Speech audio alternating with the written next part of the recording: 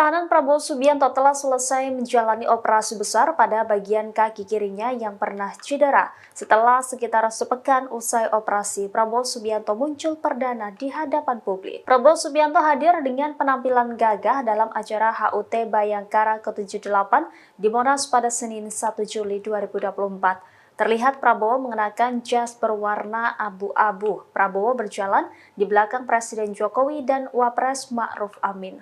Prabowo terlihat berjalan di karpet merah bersama pejabat kementerian atau lembaga lainnya.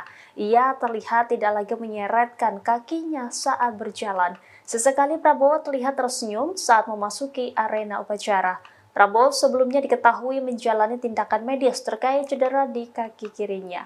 Adapun operasi cedera kaki dilakukan di Rumah Sakit Pusat Pertahanan Negara Panglima Besar Sudirman, Bintaro, Jakarta Selatan.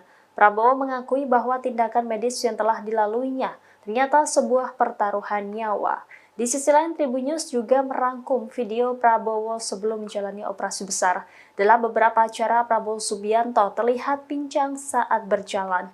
Wakil Ketua Umum Gerindra Habibur Rahman mengatakan Prabowo Subianto mengalami kecelakaan ketika terjun payung di Timor Timur pada tahun 80-an silam. Ia menyebut akibat dari kecelakaan itu baru muncul puluhan tahun kemudian. Oleh karena itu Prabowo menjalani operasi. Download Tribun X sekarang, menghadirkan lokal menjadi Indonesia.